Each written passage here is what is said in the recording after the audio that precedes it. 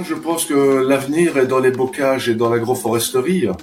Le jour où on aura mis beaucoup de végétation partout, ce sera la microfaune, tous les petits insectes à pattes qui vont permettre la dissémination de bactéries et de champignons un petit peu partout. Mais comme là, on est dans des endroits vraiment nus, dévastés avec les sols abîmés, nous avons besoin d'aller rechercher de la vie dans la forêt pour les remettre dans ces champs malmenés. La lithofère, en fait, c'est une solution artisanale qui consiste à multiplier, à créer soi-même sa solution à base de micro-organismes. Et donc, ça a été développé en Amérique du Sud dans une perspective d'autonomie, en fait, puisque les paysans, en lien avec des scientifiques, se sont rendus compte qu'ils étaient en mesure de faire eux-mêmes cette préparation et donc d'être moins dépendants des intrants du commerce. La lithofère contient énormément de micro-organismes, à peu près tous les micro-organismes présents dans le sol. Dans la litière forestière, il y a tous les germes de la vie du sol qu'on va pouvoir multiplier par rapport à une lactofermentation. Donc la fermentation, c'est la multiplication des êtres vivants. Et c'est là que c'est un petit peu différent, c'est qu'on va retrouver des millions de fois plus de micro-organismes dans une lithofère que dans un compost. On a finalement maintenant différentes tailles de fermes qui utilisent la lithofère et en fait ce serait plutôt nos adversaires qui nous cantonneraient finalement aux petites fermes tranquilles. Au final c'est pas vrai, on peut faire de l'agroécologie à toutes les échelles. C'est pour ça qu'on reste ouvert au dialogue et on veut pas se fermer. Même on a même des agriculteurs conventionnels qui sont dans une démarche d'amélioration en fait dans notre réseau. Donc 2-3 mètres carrés de forêt me permettent de fertiliser 20 à 30 hectares. Ou alors si je fais 10 traitements à l'année, ce sera sur 2 ou 3 hectares. Donc on a fait toute une série d'expérimentations sur différents polluants. On n'a jamais réussi à tuer la lithofère. Dans tous les polluants, il y a des micro-organismes qui se développent et qui commencent à régler le problème. Les micro-organismes sont là depuis des milliards d'années. Il est arrivé des tas de choses sur la planète. Ils sont toujours là, quoi.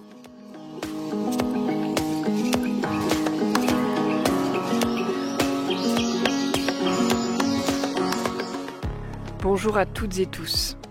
En choisissant de réaliser un épisode sur la litière forestière fermentée, la lithofère, je n'imaginais pas qu'un univers aussi grand allait s'ouvrir à moi. Une ouverture aussi grande que la générosité avec laquelle l'association Terre et Humanisme m'a offert ses savoirs, et en particulier Victor et Valo, que je tiens à remercier pour le temps qu'ils m'ont octroyé. Je remercie aussi Anna qui a prêté sa voix au podcast pour partager des extraits de bibliographie sur la lithofère. Je profite de cette courte introduction pour remercier les personnes qui m'ont fait des dons sur Tipeee en décembre et janvier. Nicolas, Pascal, Pierre, Amandine, Anna, Vanessa, Sabine et Maëlle. J'ai aujourd'hui 6 personnes qui me soutiennent chaque mois et vous n'imaginez pas le bien que cela fait de recevoir de l'argent pour réaliser ce qui m'anime profondément. Cet épisode a été réalisé en ligne. Je m'excuse par avance pour l'écho très léger et les petits bruits que vous entendrez parfois. Et maintenant, place à l'épisode.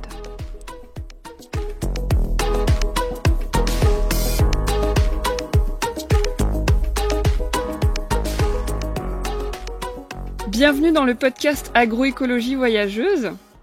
Bonjour Victor, bonjour Valo. Alors, moi je suis dans ma yourte en Bretagne et vous, d'où est-ce que vous me parlez ?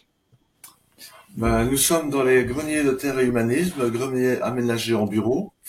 Comme Terre et Humanisme a énormément augmenté ces 20 dernières années, on a dû trouver un petit peu de la place un petit peu partout pour que tout le monde puisse travailler. Bonjour Opaline. Je viendrai vous rencontrer un jour, j'espère, mais là c'est vrai que ça faisait un petit peu loin, donc on a choisi la visio. Alors, en novembre 2023, ont eu lieu les Journées nationales de la lithofère, la litière forestière fermentée. J'avais eu vent de l'événement par mon ami Hervé Covès qui avait fait circuler l'info. Le programme était très riche, je n'ai pas pu venir, mais ça a suffisamment attisé ma curiosité pour entrer en lien avec vous et creuser le sujet. Personnellement, j'ai jamais fait utiliser de l'IFOFER. Juste du bokashi quand j'étais au Japon. Et durant cette journée, paysans, chercheurs, techniciens, jardiniers et animateurs, plus de 100 personnes étaient réunies pour échanger connaissances, savoir-faire, partager des résultats d'essais sur le terrain, se rencontrer et avancer collectivement sur la compréhension et l'utilisation d'une méthode artisanale, économique et accessible à tous pour réintroduire de la vie dans les sols et améliorer la qualité et la santé des cultures face au manque d'eau et à l'augmentation des températures liées au changement climatique. Alors c'est une seule phrase que tu as partagée, Victor, sur un post LinkedIn. Désolée, c'était un peu long, je me rends compte en la lisant. Et je trouve que ça résume bien un peu l'émulation qui a eu lieu pendant cette journée. Alors l'intention de cet épisode, parce qu'on va pas pouvoir parler de tout, puisqu'il y a déjà eu 2 journées, et j'imagine que ces 2 journées-là en novembre n'étaient pas suffisantes pour échanger sur tous les sujets autour de la LIFOFER. Donc l'intention, en fait ici, c'est d'ouvrir une porte et d'inspirer les gens qui nous écoutent à explorer le monde de la LIFOFER et pourquoi pas la tester. Moi, je suis sûre que ça va me donner envie d'en faire. J'ai déjà envie. Et pour commencer, alors, je vais tirer une petite carte et vous poser une question. Alors, je vous laisse me dire un chiffre entre 1 et 4, chacun d'entre vous. 1. 2. Ok. Alors, Victor, quand as-tu été ému pour la dernière fois et pourquoi ? Dans ma vie personnelle ou en général ? Comme tu veux.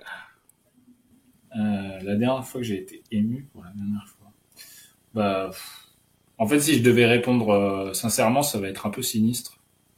Parce que, en fait, moi, j'ai vécu en Colombie pendant longtemps et donc ce matin, j'ai une amie très proche à moi qui m'a appelé pour me dire que son frère, que je connais très bien, est entre la vie et la mort. Et parce qu'il a eu un accident de la route. Donc voilà. Je suis désolé de partager une anecdote un peu sinistre, mais voilà, c'est la vérité. Donc je suis un peu dans cet état d'esprit actuellement, mais voilà. Mais la Colombie, du coup, revient à ma mémoire aussi pour plein d'autres raisons, notamment parce que c'est là-bas que j'ai appris à faire de la LIFOFER. Waouh. Merci d'être aussi sincère et de partager ça.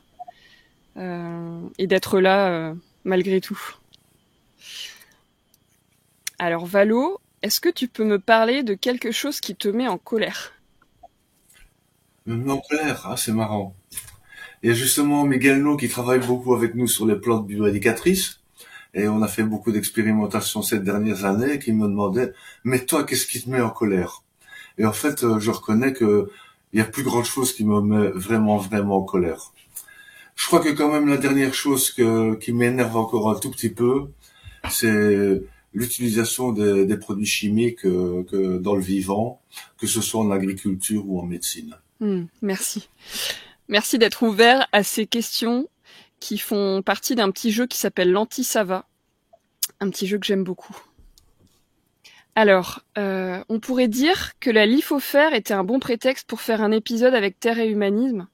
Alors moi, je vis agroécologie tous les jours, à l'intérieur, à l'extérieur. Et le podcast s'appelle Agroécologie voyageuse. Et pourtant, j'avais jamais prévu de faire un épisode avec Terre et Humanisme, tout simplement parce que je crois que vous êtes trop loin et que j'aime bien rencontrer les gens en vrai. Alors, le mot LIFOFER a été inventé par Terre et Humanisme, si je me trompe pas. Tout à fait, ça a été inventé par les stagiaires. Souvent, on trouvait que le terme de litière forestière fermentée était trop long. Au départ, c'était litière forestière lactofermentée, parce qu'il s'agit de lactofermentation. Mais ça faisait LFLF, c'était rébarbatif. Donc, chaque fois que j'étais en stage avec des stagiaires, on dirait, mais il faut trouver un vocable beaucoup plus sympa qui tourne, qui roule dans la bouche pour en parler, quoi. Et petit à petit, c'est devenu LFLF, puis LFF, et puis un jour, il y en a un qui a sorti LIFOFER, et là, ça sonnait vraiment bien, parce que ça sonnait aussi, on avait le slogan qui allait avec, la LIFOFER, il faut la faire. Wow. Belle allitération. Trop bien. Ouais, du coup, Terre et Humanisme et la vision de l'agroécologie de Terre et Humanisme, ce qui est pas la même que celle de tous les acteurs qui parlent d'agroécologie. C'est moi qui m'y colle. Aïe.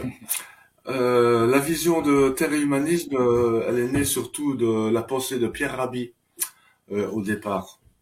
Terre et humanisme a remplacé l'association Les Amis de Pierre Rabhi. Et donc, il y avait une dimension très humaine dans l'agroécologie. Parce que on peut travailler la terre, on peut travailler avec des animaux, mais comme disait Pierre, on peut aussi exploiter son voisin. Donc pour nous, la dimension humaine est très importante, la manière de travailler en collectif, se respecter, ne pas se surcharger de travail, et voilà, d'inventer de nouvelles façons de fonctionner. Et c'est comme ça que depuis de nombreuses années, maintenant, à Terre Humanisme, nous sommes en gouvernance partagée, pour le bien et le pire, parfois. Mais c'est une très belle aventure qui se passe très bien, pleine de rebondissements. Et si je peux compléter, du coup, c'est une association qui a maintenant 30 ans. On va fêter nos 30 ans, en fait, en 2024, et qui développe des activités en France et à l'international. On a 3 lieux principaux d'action. C'est le Mat Beaulieu, là où on est actuellement, dans le sud Ardèche. On a une antenne à Ouagadougou, Burkina Faso. Et on a également une ferme paysanne qui s'appelle La Noria, qui est située dans les Cévennes, dans le nord du Gard, qui a été acquise par l'association il y a un peu plus d'1 an. Et donc, nous, on organise des formations courtes et longues, également des séjours en immersion pour transmettre des savoir-faire dans nos jardins pédagogiques ici au Mat Beaulieu. Mais on accompagne aussi des projets de solidarité en France et à l'international. Donc, ce qui fait qu'on a formé beaucoup d'animateurs, par exemple, en agroécologie, qui eux-mêmes ensuite transmettent l'agroécologie sur leur territoire ou mènent des projets de transition. Donc, même si on est trop loin, comme tu disais, en fait, on a des animateurs en agroécologie de TH partout en France, parce que le programme existe depuis presque 15 ans, et au final, c'est des centaines et des centaines de personnes qui ont été formées à Terre Humanisme et qui transmettent notre vision de l'agroécologie. Donc, nous t'invitons le 6 juin à participer à notre assemblée générale en Sud-Ardèche. Bien vu. Ce sera l'occasion de venir nous rencontrer, et nous invitons évidemment tous les auditeurs de ce podcast. Alors, il y a l'AG le 8 et le 9, il y a la fête des 30 ans. Donc, Ah oui. oui, faut peut-être pas confondre. Enfin, le 8, du coup, ça s'adresse aux adhérents de Terre Humanisme, et le 9, ça s'adresse à tout le monde, à tous ceux qui souhaiteraient participer à cette grande fête. Et 30 ans, ça se fête, ça c'est sûr. Waouh. J'ai trouvé cette phrase dans le petit manuel, le manuel de la litière forestière fermentée qui date de 2021 et que tu as écrit, Valo, avec l'aide, en remerciant tout un tas de personnes à la fin. J'ai trouvé cette phrase: en agroécologie, on cherche un équilibre entre les bactéries et les champignons, adapté aux cultures en place. Ayant lu le manuel, ça me fait vraiment penser à cette phrase que m'avait dit un paysan japonais: le bokashi est un pont entre la forêt et le champ. Je pense que la lithofère, c'est amener un peu de l'intelligence de la forêt dans notre agriculture qui a un peu bazardé les arbres. Que pensez-vous de ça? Et puis, comment la lithofère est entrée dans Terre et Humanisme, en fait? Oh, ça c'est une question vaste.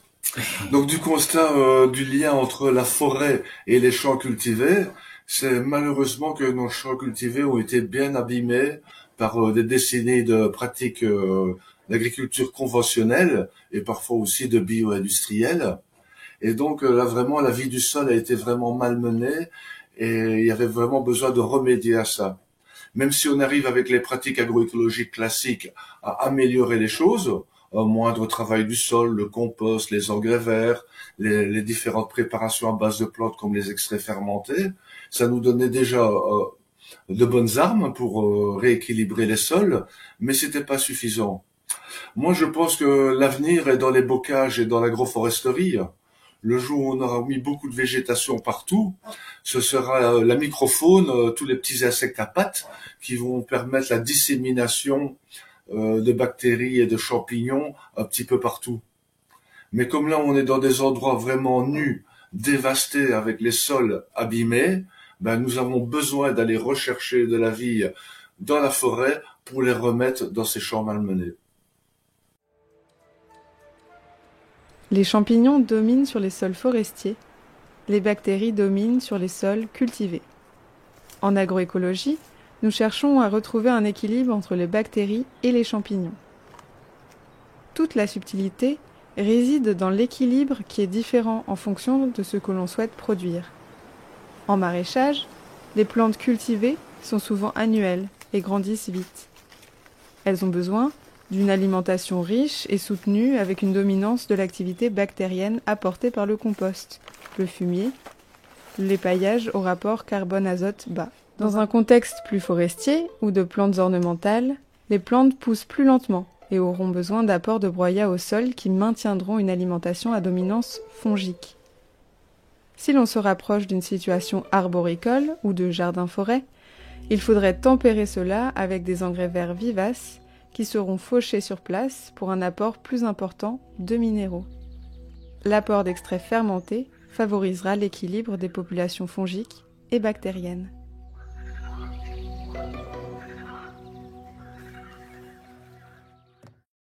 Donc, à la question d'où vient la litière forestière fermentée, c'est un ami d'Orion Félix qui est parti à Cuba. Sa femme est cubaine, il connaît très bien le milieu là-bas. Faire une petite étude sur l'agroécologie à Cuba, et il a tiqué sur une petite préparation magique que les Cubains faisaient, préparation qui est faite un petit peu partout en Amérique centrale et un petit peu en Amérique du Sud aussi, qui s'appelle les micro-organismos de montañas. Donc il est revenu de son petit voyage, il a dit là j'ai trouvé un petit truc qui est intéressant et tout. On a commencé à le faire. La première préparation a été faite dans mon village pour voir un petit peu ce que ça donnait.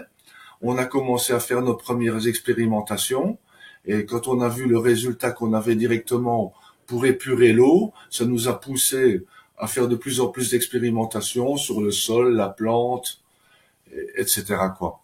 Et petit à petit, ça a abouti à un réseau d'expérimentateurs qui s'est diffusé sur plusieurs départements. Alors, du coup, c'est pas exactement TH qui a inventé la lithofère, puisque c'est issu d'une pratique artisanale qui existe déjà en Amérique latine particulièrement, mais qui vient même du Japon à l'origine, puisque c'était les premiers à théoriser l'utilisation des micro-organismes dans l'agriculture. Donc, il y a déjà une littérature scientifique par rapport à ça. Et dans le commerce, il existe ce qu'on appelle les EM, les micro-organismes efficaces, mais qui sont une solution issue d'un laboratoire. La lithofère, en fait, c'est une solution artisanale qui consiste à multiplier, à créer soi-même sa solution à base de micro-organismes. Et donc, ça a été développé en Amérique du Sud dans une perspective d'autonomie, en fait, puisque les paysans, en lien avec des scientifiques, se sont rendus compte qu'ils étaient en mesure de faire eux-mêmes cette préparation et donc d'être moins dépendants des intrants du commerce. Et en fait, en France, ce qu'a fait Valo, avec ce qu'avait rapporté donc Dorian Félix, qui était un service civique agronome envoyé par Terre et Humanisme, ce qu'il a fait, c'est un peu d'adapter la recette à notre climat tempéré, parce que c'était utilisé en climat tropical, et de voir quels ingrédients on pouvait échanger pour la faire ici, et de voir si effectivement ça réagissait de la même façon, puisqu'on n'est pas sur le même type de sol. Donc c'est là que vraiment le début de la lithofère en France a commencé.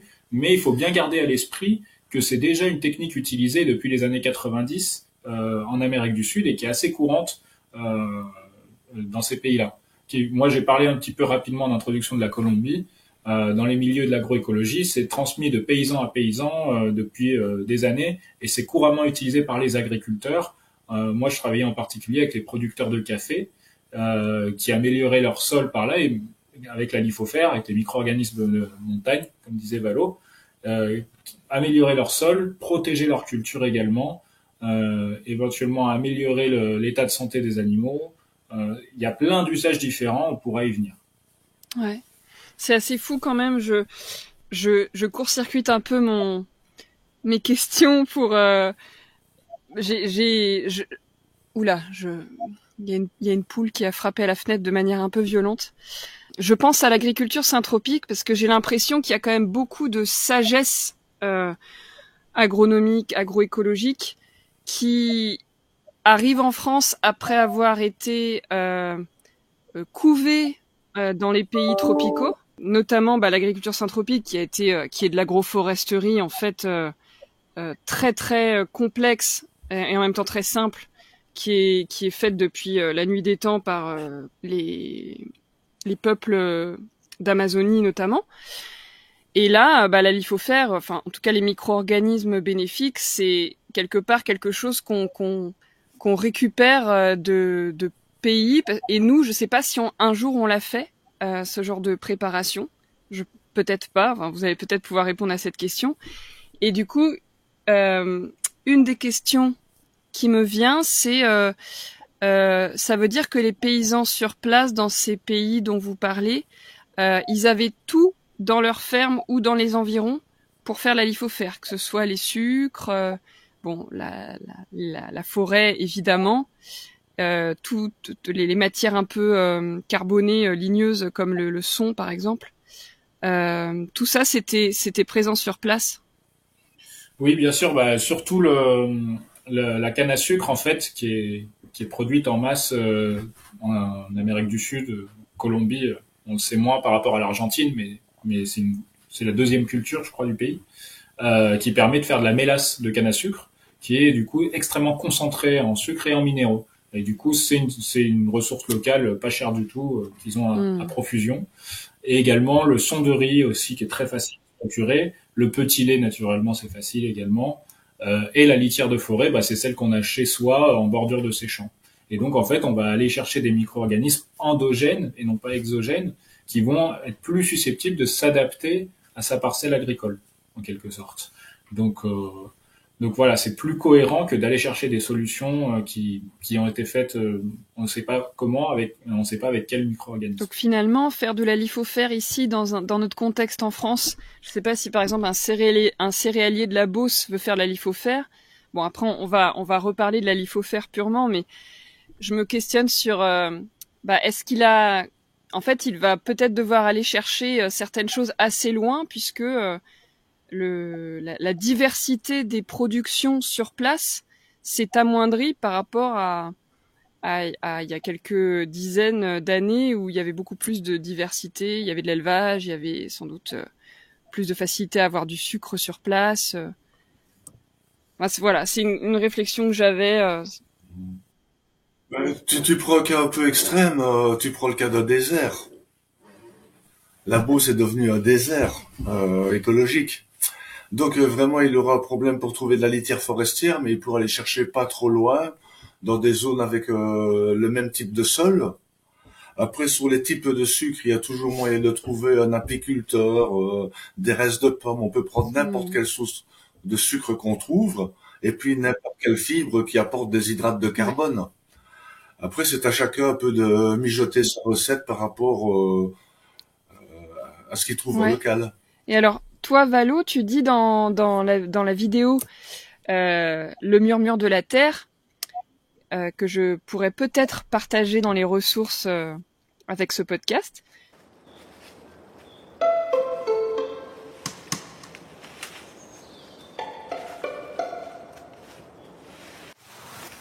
Et en fait, il faut voir la lithofère comme un probiotique. C'est du yaourt. Hein? Alors si tu es en bonne santé, tu n'as pas besoin de yaourt. Mais tu peux en manger de temps en temps quand même.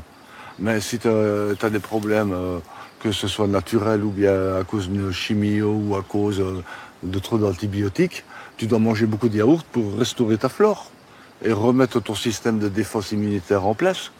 La lithofère, elle va jouer un petit peu ce rôle-là dans toutes les terres qui sont fragiles, qui sont faibles, qui ont été polluées.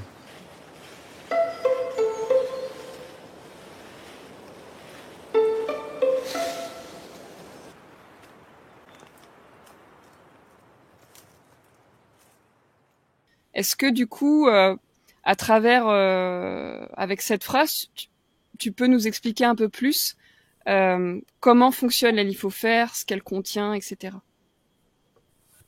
La lithofère contient énormément de micro-organismes, à peu près tous les micro-organismes présents dans le sol.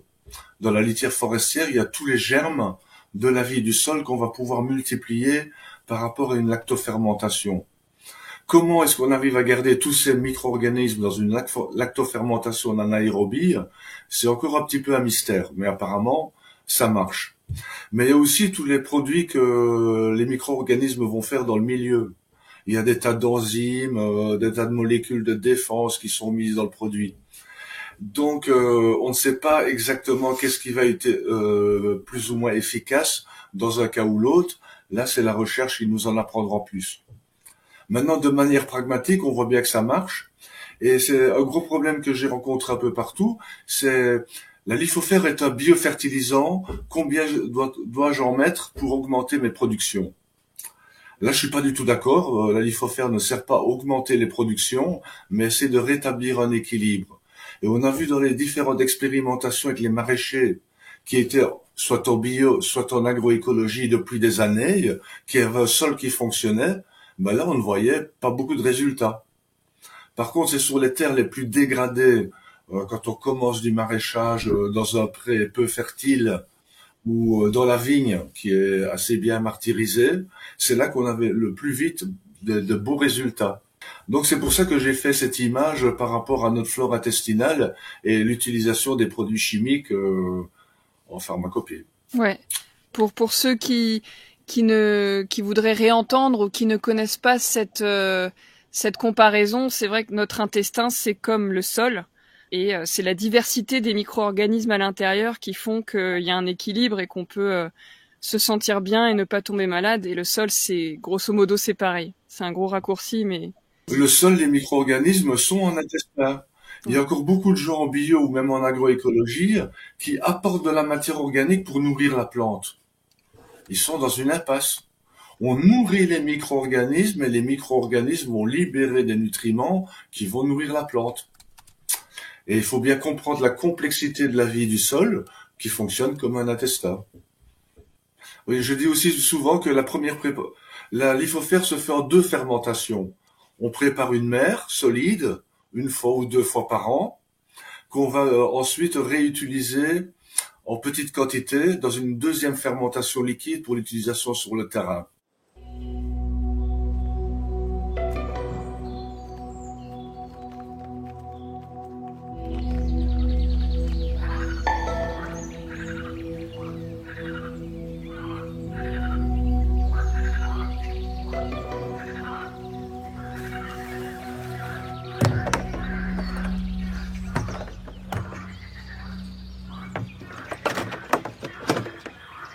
On va chercher les micro-organismes dans la forêt.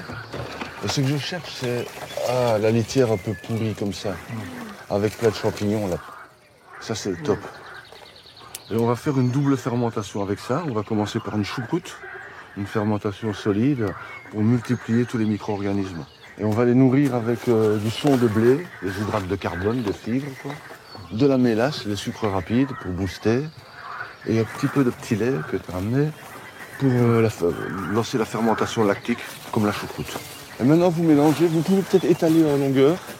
Ce sera plus facile. Et mélanger le tout le plus intimement possible. Et ça, c'est le mélange des solides. Et à côté, je vais préparer le mélange des liquides, la mélasse, le petit lait, et avec de l'eau de source. Okay.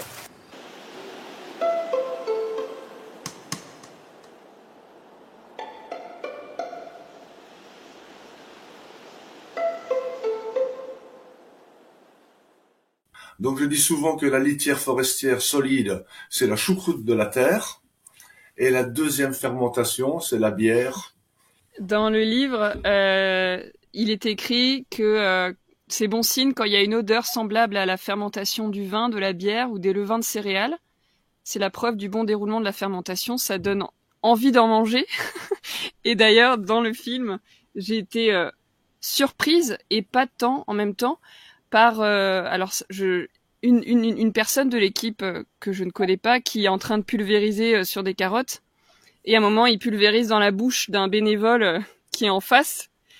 Et finalement, c'est là que j'ai fait le lien avec, oui, la lithofère, en fait, c'est un probiotique aussi, Oui, tout à fait.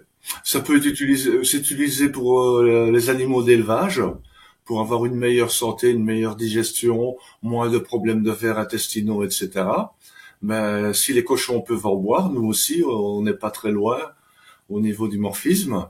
Donc, nous avons bu de la lithofère régulièrement depuis des années.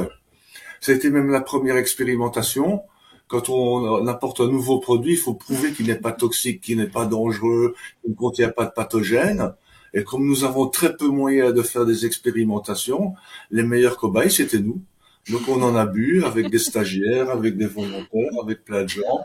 On se fait régulièrement des apéros à lithofère. Bon, j'ai hâte de venir en juin alors.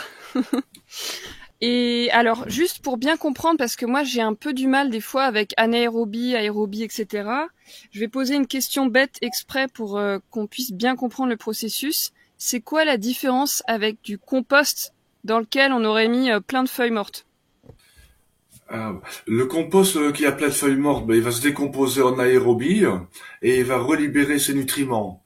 Ça va se transformer en précurseur d'humus qui, une fois mis au jardin, deviendra de l'humus qui permettra de nourrir les plantes avec la libération des nutriments.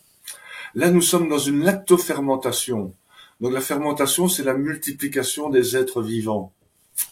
Et c'est là que c'est un petit peu différent, c'est qu'on va retrouver des millions de fois plus de micro-organismes dans une lithosphère que dans un compost. Ah, c'est vraiment passionnant. Il y a très peu de matière dans une lithosphère liquide, mais il y a énormément de organismes. Ça me fait penser à quand on s'était appelé Victor pour envisager l'épisode. Tu m'avais parlé aussi de potentielles recherches sur la nutrition des légumes, des produits qui seraient issus d'une culture avec de la lithosphère. Tu peux peut-être en dire 2 mots? Oui, alors c'est une expérimentation qu'on est en train de réaliser actuellement sur la ferme de la Noria. On travaille sur des cultures pour l'instant, d'épinards et chou rave, et on va lancer là d'autres expérimentations, notamment sur salade, melon, roquette. Et en fait, ce qu'on essaye de savoir, c'est que du coup, si tu cultives des légumes avec un probiotique qui fait du bien à la terre et qui apporte des nutriments aux légumes, logiquement, tu devrais avoir des légumes qui sont plus chargés en nutriments, qui sont de meilleure qualité nutritionnelle. Mais en fait, on n'a jamais réalisé les études en laboratoire. Et là, justement, on a obtenu un budget, on fait un projet avec la Fondation Carasso, justement pour essayer de faire ce lien, du coup, pour voir si vraiment ça améliore la qualité nutritive des aliments. Et ça, ce serait un bond en avant gigantesque, je pense, pour les faux faire. Mais je ne sais pas si on arrivera à le prouver, mais au moins on collecte des informations là-dessus. Et en fait, ça rejoint l'idée qu'on sait déjà que les aliments lactofermentés sont extrêmement bons pour la santé. Et donc là, on est sur une solution lactofermentée aussi, qui va aller dans la terre. Et donc, si tu arrives à boucler cette boucle, d'un côté, c'est magnifique, c'est très intéressant pour l'agriculteur. C'est peut-être encore plus valorisant et gratifiant pour cet agriculteur de pouvoir se dire, en fait, grâce à ça, je suis sûr de produire des aliments de bonne qualité qui vont contribuer à la bonne santé des gens. Et là, c'est tangible, en fait. On sait que derrière, on produit des légumes qui vont être qualitativement supérieurs, en fait, aux autres offres sur le marché, puisqu'il suffit pas de manger des légumes seulement pour être en bonne santé. Il faut voir quels légumes on mange. Il suffit pas non plus qu'ils soient exempts de pesticides ou de métaux lourds, mais il faut aussi qu'ils soient riches au niveau minéral et nutritionnel. Et donc voilà, si on arrive à faire ce lien, ce serait vraiment très intéressant. Après, juste sur cette expérimentation, on travaille avec d'autres fermes aussi, qui ont parfois des très grandes surfaces, qui cherchent des méthodes pour réduire le travail du sol.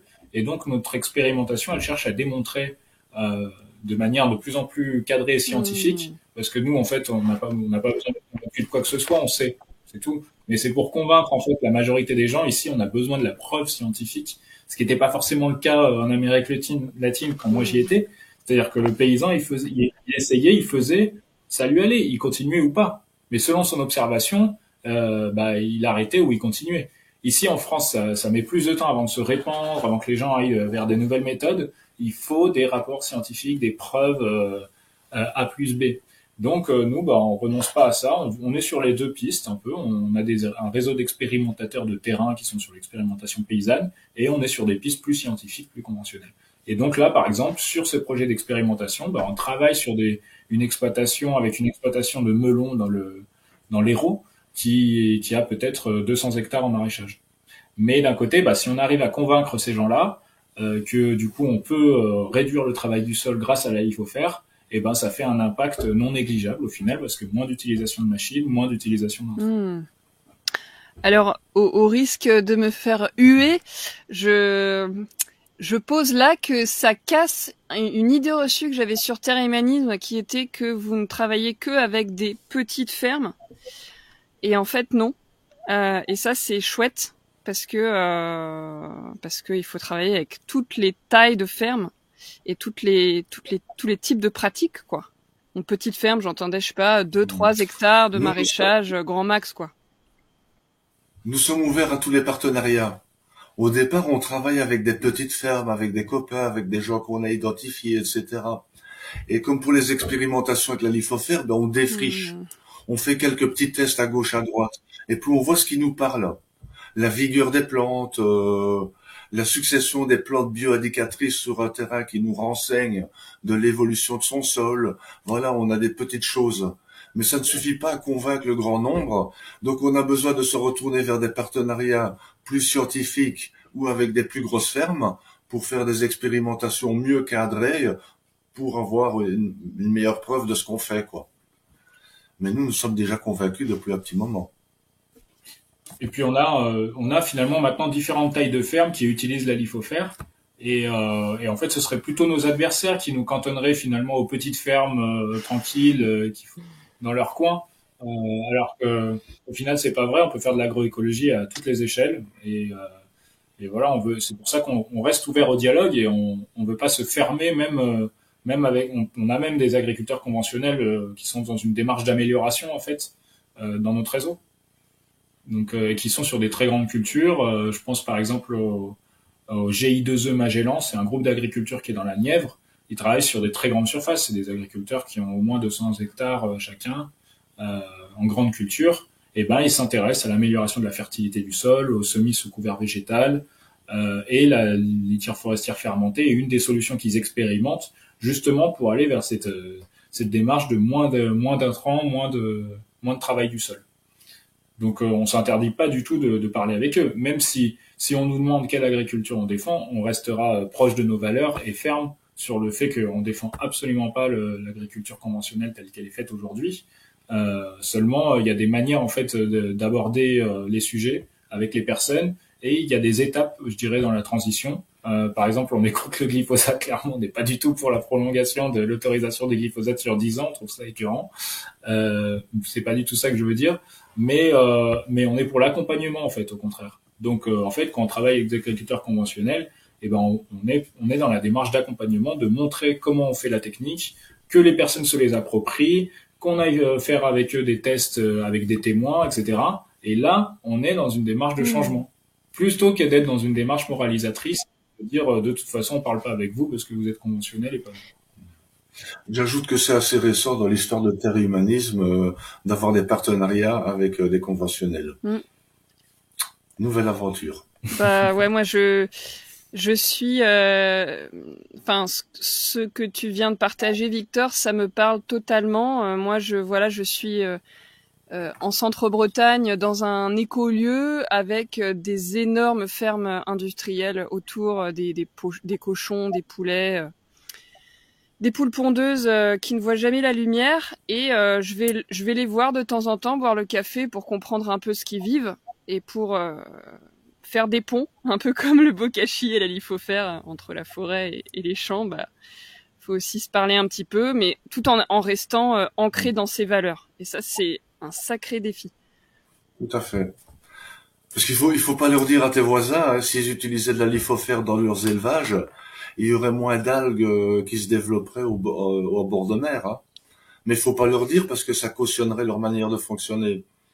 Ouais. Il vaut mieux des fois leur laisser là où ils en sont et qu'ils s'enterrent s'ils vont trop loin. Ouais. En tout cas, on pourrait discuter longuement sur les manières d'accompagner. Alors, pour revenir à la lithofère, avant de parler un peu plus de comment la mettre en œuvre, j'ai vu notamment qu'il y avait Valérie Groslot, que je connais bien, qui est intervenue pendant les journées lithofère, je crois. Il a annulé sa présence quelques jours avant pour des raisons personnelles, mais il avait participé à des précédentes rencontres à distance. Ce qui est intéressant, c'est que donc c'est un agriculteur en grande culture qui est installé, il me semble, en Vendée, qui expérimente donc la lithofère, qui en fait vraiment à grande échelle. Il fait des cubes de 1000 ou 2000 litres, si je ne m'abuse. Et ça fait plusieurs années qu'il met en place des essais. Il est dans une démarche d'expérimentation aussi avec des bancs de témoins.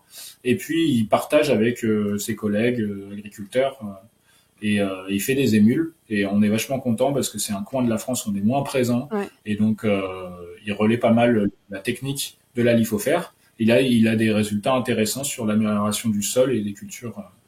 Et j'ai vu, alors j'ai pas vu du coup le diapo de Valérie ou la présentation de Valérie, il faudra que je l'interviewe, je pense, il est un peu plus près de chez moi. Mais ce que j'ai vu, c'est qu'il y avait des résultats, alors même si l'objectif c'est pas d'augmenter les rendements, le premier objectif, mais il y a quand même des résultats sur le rendement en grande culture et j'imagine dans toutes les productions. Est-ce que vous pouvez parler un petit peu de ça? Tout ce que produit la Lithofert, finalement, le résultat final, c'est le rendement qui augmente. Voilà. Est-ce qu'on peut faire un petit tour des propriétés de la Lithofert, de ce qu'elle réalise quand on la fait bien? La Lithofert, elle accélère surtout la décomposition de la matière organique pour une meilleure assimilation des nutriments par les plantes, par la vie du sol et par les plantes. Donc du coup, meilleure alimentation de la plante, meilleure vigueur, meilleure résistance aux ravageurs, au stress thermique, etc. Si on est dans une situation où la productivité était faible, on va augmenter cette productivité. Mais le but n'est pas de chercher la productivité en direct. La productivité qui augmente, ça va être une conséquence de ce qu'on fait. Ce n'est pas notre but premier. Ce qu'on cherche surtout, c'est d'avoir des végétaux en très bonne santé qui nous fournissent une alimentation de qualité.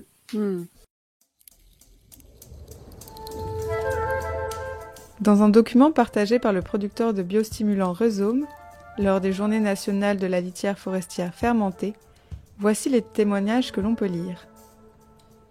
Des éleveurs de brebis dans le Rhône avaient de grosses problématiques de coccidiose et un taux de mortalité élevé parmi leurs animaux. En traitant les litières des animaux avec du picou, une Lithofert 2 fois plus concentrée adaptée à l'élevage, et en donnant 5 ml de Lithofert pur à la naissance par voie orale, la mortalité suite à des coliques diminue de près de 80%, les coccidioses diminuent de 50%, et les plaies purulentes et abcès cicatrisent mieux.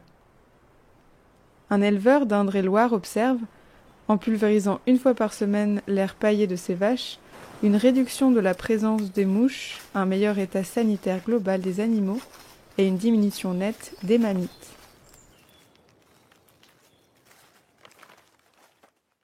Ouais, mais on commence à avoir des résultats intéressants et sur grande culture, par exemple, lors des journées Lithofert, on a eu un partage très intéressant de la part d'une agglomération, enfin d'une collectivité, donc d'une communauté de communes qui travaille sur la Lithofert avec des agriculteurs.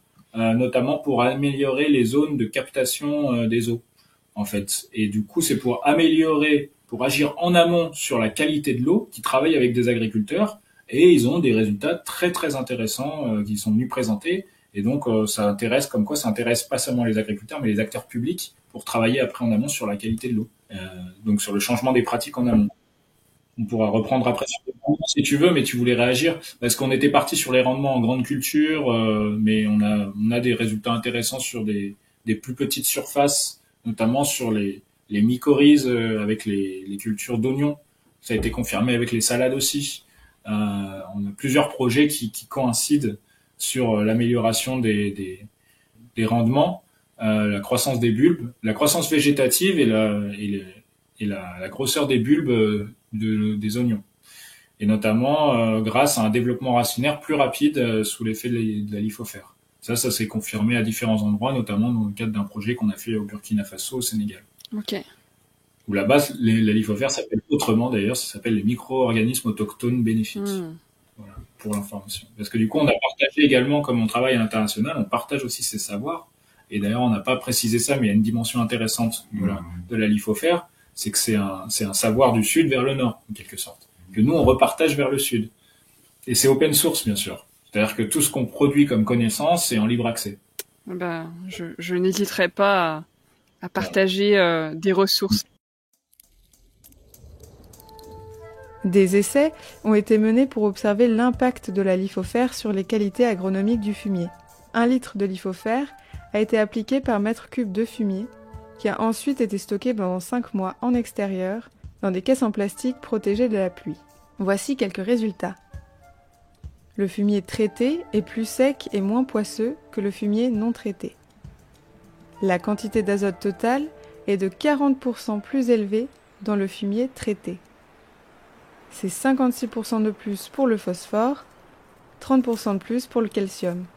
Il y a presque 3 fois plus de potassium dans le fumier traité à la lithofère. La lithofère permettrait ainsi de fertiliser une surface plus importante avec la même quantité de fumier. Des essais fructueux ont aussi été menés sur l'enrobage de semences et sur le rendement du tournesol. Vous pouvez trouver les détails de ces résultats sur le dossier partagé par Terre et Humanisme. Le lien est en description de l'épisode.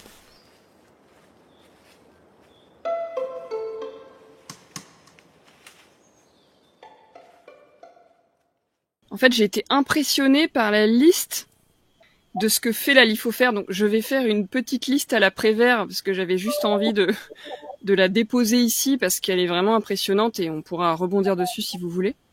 Donc, je lis ça. Hein. Je lis 2 pages, les pages 100 et 101 du manuel. Donc, là, il y a un impact sur la structure.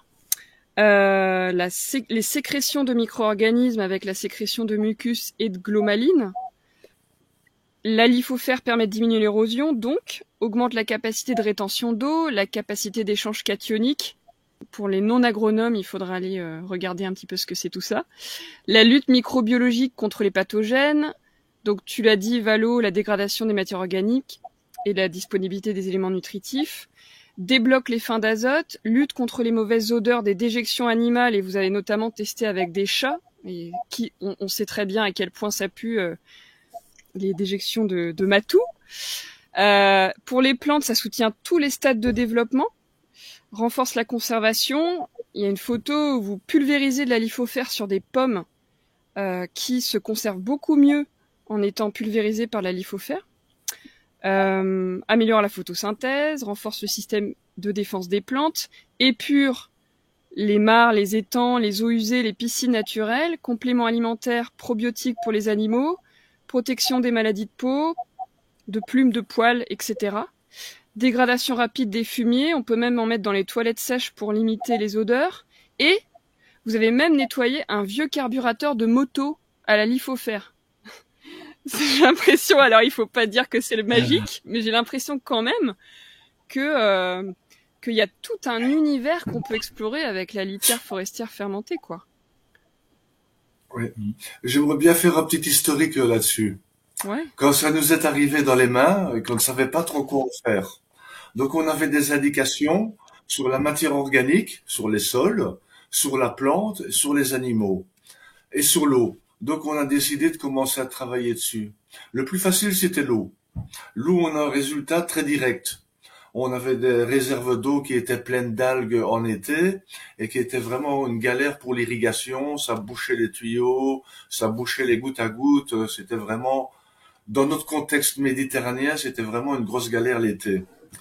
Donc on a essayé la lithofère et on a épuré les eaux. On n'a jamais eu plus de problème d'algues.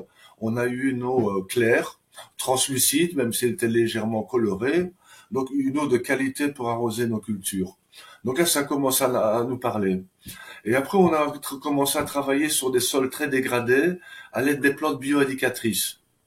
C'était une des choses les plus faciles à faire pour nous à ce moment-là. Donc on a essayé sur plusieurs terrains et c'est les plantes bioindicatrices qui nous ont indiqué qu'il y avait une limitation de l'érosion, meilleure disponibilité des nutriments, etc., etc., ce que tu as cité, quoi. On a vu une disparition de l'ambroisie et de la vergerette du Canada et l'apparition de plantes restructurantes. Beaucoup de légumineuses, mais de l'onagre et d'autres plantes aussi. Donc après travailler sur les odeurs, le compost de toilette sèche, forcément, on a toujours eu des problèmes d'odeur dans nos toilettes sèches. Tout le monde a eu des problèmes avec des chats, donc c'était facile de voir. Et après, j'ai pris le bouquin sur les EM de IGA, qu'on peut trouver partout, un peu partout en France maintenant. Comme les EM, ils utilisent, comme nous, sur la terre, la plante, les animaux et l'eau, ils avaient plein d'indications aussi pour nettoyer les locaux, dépolluer tout. Donc on a fait toute une série d'expérimentations sur différents polluants. On n'a jamais réussi à tuer la lithofère. Dans tous les polluants, il y a des micro-organismes qui se développent et qui commencent à régler le problème. Les micro-organismes sont là depuis des milliards d'années. Il est arrivé des tas de choses sur la planète. Ils sont toujours là, quoi. Donc on s'est amusé un petit peu à mettre des micro-organismes dans l'essence, dans l'huile de chêne de tronçonneuse, dans de la colle PVC. Et chaque fois, on avait un début de dégradation. Et quand on a discuté avec notre collègue Pierre Christen, qui voulait absolument savoir si c'était la lithofère qui était efficace ou c'est la matière dans la lithofère qui travaille. Donc il voulait stériliser la lithofère.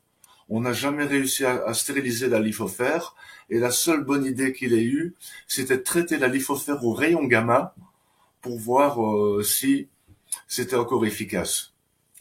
La vie du sol est increvable. Faites confiance à la vie, ça marche.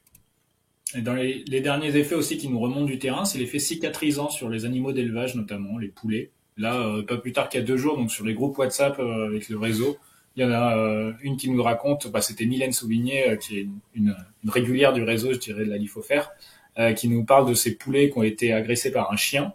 Elle a pulvérisé de la lithofère dessus et ils ont cicatrisé très rapidement sur les plaies, grâce aux micro-organismes bénéfiques. Il y a eu un gros travail sur les mycoses des pieds aussi. Waouh. L'équipe de Terre Humanisme est en parfaite santé grâce à la lithofère. Peut-être qu'on peut revenir à comment on l'a fait, parce que moi, ce qui m'impressionne, c'est quand même la qualité de la forêt dans laquelle il faut aller prélever la lithofère, la diversité des essences qui peuvent être présentes, etc. Pour un agriculteur jardinier qui souhaite démarrer mais qui n'y connaît rien, quelles seraient les étapes à suivre pour produire et utiliser de la lithofère?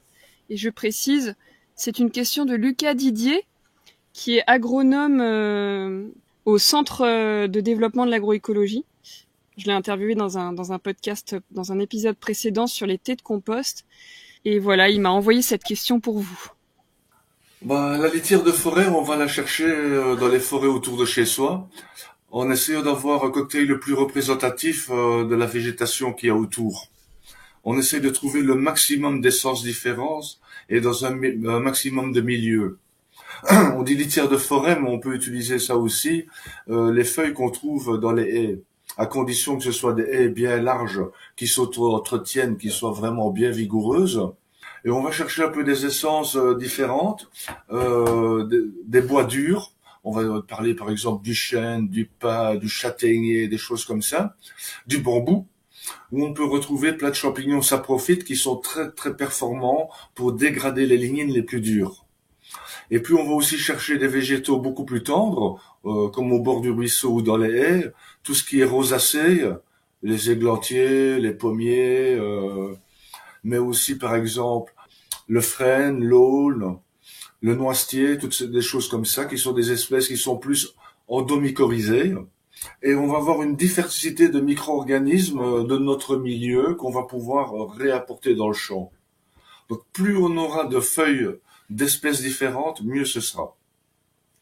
Après, on va mettre du sucre rapide, des sucres lents, les hydrates de carbone, nous c'est le son de blé, et puis il y a la lignine qui donne un matériau qui est plus lentement digestible. Ça, ce sera la nourriture des micro-organismes, et on va mettre un petit peu de ferment lactique dedans pour tourner ça au lactofermentation. Ça va nous faire une préparation mère qui est solide et qui est très résiliente dans le temps, qui peut s'utiliser. Dans le livre, je dis l'utiliser dans l'année, voire les 2 ans, mais on a utilisé des vieilles litières qui avaient 5-6 ans, elles étaient toujours efficaces. Et régulièrement, je vais prendre une grosse masse de cette matière solide et je vais remettre fermenter dans l'eau avec un petit peu de sucre rapide pour rebooster la fermentation et avoir une préparation liquide qui sera utilisée directement dans les champs, dans les jardins, sur les animaux, sur les composts. Hors de quantité, je vais ramasser à peu près sur 2-3 mètres carrés quelques feuilles à gauche à droite. 3-4 mètres carrés, je prélève un petit peu. L'ensemble représente 3-4 mètres carrés. Je vais avoir à peu près un peu moins d'une vingtaine de kilos de feuilles mortes pour préparer une 50aine de kilos de litière solide qui me permettra de faire 1000 litres de lithofère liquide. sachant qu'on utilise à peu près entre 30 et 50 litres de lithofère pur par hectare. Donc 2-3 mètres carrés de forêt me permettent de fertiliser 20 à 30 hectares. Ou alors, si je fais 10 traitements à l'année, ce sera sur 2 ou 3 hectares. On nous a accusé de dévaster les forêts. Si on dévasterait les forêts si on utilisait plus généralement. Nous avons fait des calculs par rapport à la surface agricole française et la surface de forêt en France. On est vraiment loin d'épuiser les forêts. On n'utilise qu'une part vraiment minime de la production de la forêt. Et c'est une des principales attaques en fait qu'on reçoit. Je pense que c'est une incompréhension de la part des gens. Peut-être que ils lisent pas en fait exactement. Ils voient passer litière forestière, etc. Ils pensent qu'on utilise la litière comme paillage. C'est pas du tout le cas. Encore une fois, voilà, comme le dit Vallon, c'est une proportion extrêmement faible en fait de feuilles de forêt qu'on utilise. Donc c'est négligeable en fait. Il y a ça et également comme critique ou comme crainte, il y avait par rapport à la reproduction de pathogènes. On nous disait oui, mais est-ce qu'il n'y a pas un risque de reproduire des pathogènes? Mais en fait, dans la pratique, à la fois dans les retours terrain, dans notre pratique, et à la fois dans les analyses labo, en fait, on voit que les ferments lactiques ont un effet assainissant et le contexte d'anaérobie aussi permet de sélectionner en fait des micro-organismes bénéfiques et on retrouve absolument pas de traces d'organismes pathogènes en fait. On a analysé différentes lithofères à partir de prélèvements de plein d'endroits différents en fait, de plein d'écosystèmes divers et variés en Afrique, en Amérique latine, en France et en fait on remarque bien qu'il n'y a pas de prolifération des pathogènes comme ça a pu être dit. Pour corriger, il y a quand même présence minime de pathogènes dans la solution, mais comme partout dans tous les sols et comme en nous, c'est le terrain qui est sain, donc le pathogène ne peut pas s'exprimer. Et même si on trouve des traces minimes de pathogènes dans la lithofère, ils sont complètement amoindris et complètement inefficaces. Ok. Oui, non, je sais pas si c'était ça ta question, mais on était sur la conception de la lithofère. Du coup, en fait, les étapes, elles sont très bien résumées, soit dans le manuel de la lithofère, soit dans le petit guide qu'on a mis sur le site internet, dans la rubrique lithofère sur nos projets en France. Et autrement, il y a des formations toute l'année à Terre et Humanisme et un peu partout en France maintenant autour de la lithofère. Et on estime que idéalement, en 2 jours, on peut être vraiment autonome dans la fabrication et l'application de la lithofère, mais on fait également des formations sur une journée. Ouais. C'est parfait que tu dis ça parce que on est déjà à 50 minutes et j'ai pas envie de déborder. C'est l'objectif de cet épisode, c'était vraiment d'ouvrir le sujet. Donc il y a plein de manières d'aller approfondir via vos ressources, les formations comme tu dis, le réseau. J'ai quand même 2-3 petites questions pour terminer. Quid du changement climatique? Est-ce que la lithofère peut aider les plantes? On en a déjà un tout petit peu parlé tout à l'heure, à mieux... la réponse est dans la question, à mieux vivre la période de changement climatique qu'on vit. J'ai notamment lu dans le bouquin qu'il y avait l'acide abscisique qui est produit dans la lithofère qui peut soutenir les plantes.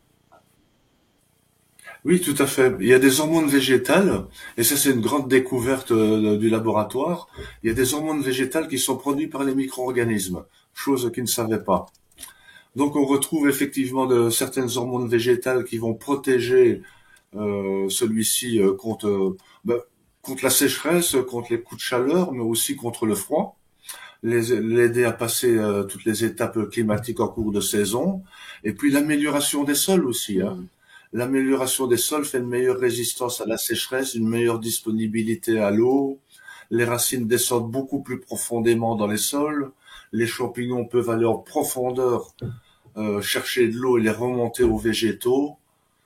Donc ça nous semble une bonne piste. En particulier sur la formation de micro-agrégats dans le sol et la porosité des sols. Et donc ça permet de débloquer des sols parfois. Et vraiment le changement est visible en quelques mois sur l'amélioration de la texture l'amélioration de la faculté à travailler le sol derrière.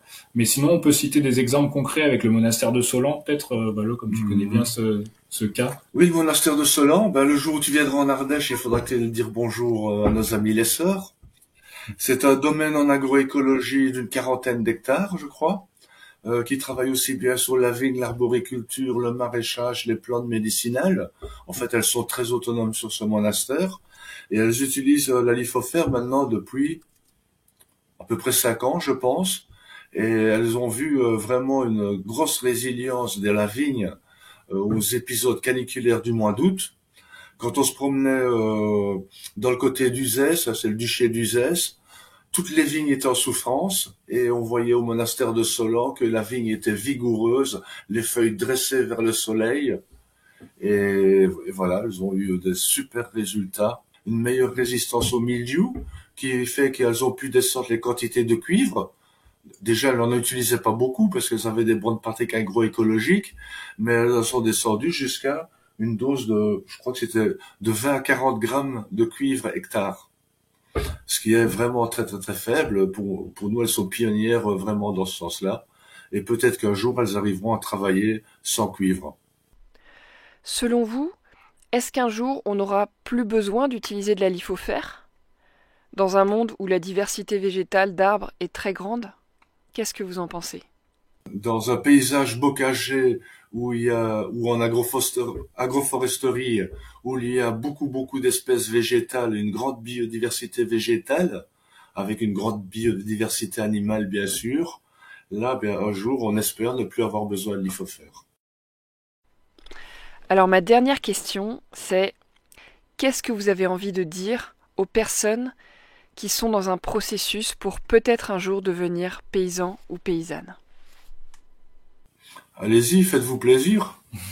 Peut-être de ne pas rester dans son coin. Nous, on essaye de défendre une agriculture en collectif à travers le partage de vie, le partage de connaissances, bien sûr. Mais la solidarité également est très importante. Et on se rend compte qu'aujourd'hui, beaucoup de gens veulent revenir à la terre, mais concrètement, ça reste parfois difficile économiquement, professionnellement. Et que en fait il faut aller vers le renforcement des formes collectives d'agriculture et voilà on réfléchit tous à ça et nous c'est pour ça qu'on a lancé la Noria aussi, la ferme dans le nord du Gard, ferme maraîchère de 4 hectares où on veut installer un collectif de paysans. On a déjà commencé la production, mais voilà, c'est une expérimentation de la vie en collectif sur une ferme et du travail en collectif avec différents ateliers mais également différents métiers et avec des projets de solidarité avec le territoire où finalement la ferme n'est pas isolée sur le territoire, mais elle est vraiment véritablement ancrée dans les problématiques de son territoire, qu'elles soient environnementales ou sociales ou économiques.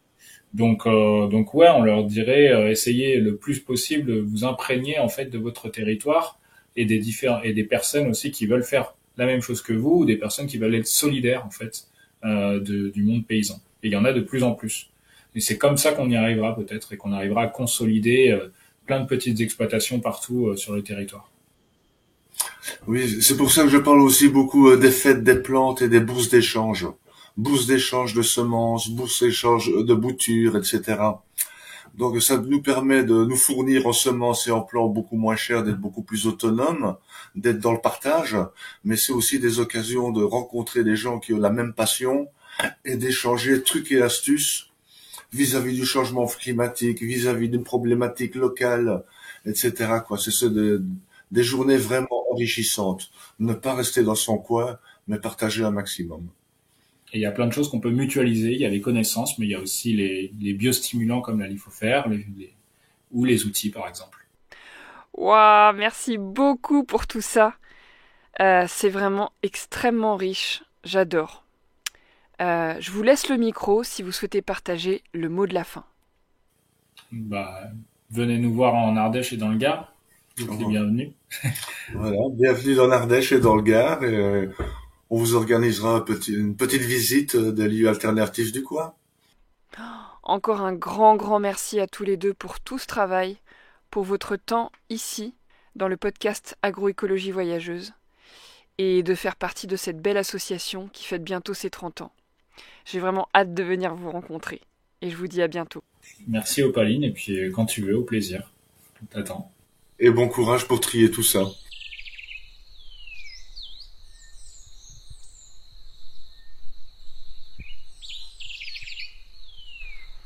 Alors, comment vous sentez-vous après avoir écouté cet épisode ? Je vous invite à prendre juste un petit moment pour ressentir ce qui se passe à l'intérieur de vous. Si vous souhaitez m'encourager à continuer à développer mon travail, vous pouvez me soutenir sur mon Tipeee Agroécologie Voyageuse. Une autre manière de me soutenir est de mettre 5 étoiles sur votre plateforme d'écoute et laisser un petit commentaire. Vous pouvez aussi partager cet épisode à 3 personnes qui pourraient être intéressées par ce sujet et suivre le podcast Agroécologie Voyageuse sur Instagram. Si vous souhaitez être tenu informé de la sortie des prochains épisodes, je vous invite à vous inscrire à ma lettre d'inspiration agroécologique, le mycélien. Tous les liens sont dans la description du podcast. Prenez bien soin de vous et surtout, n'oubliez pas, ne soyez pas expert, soyez vers de terre.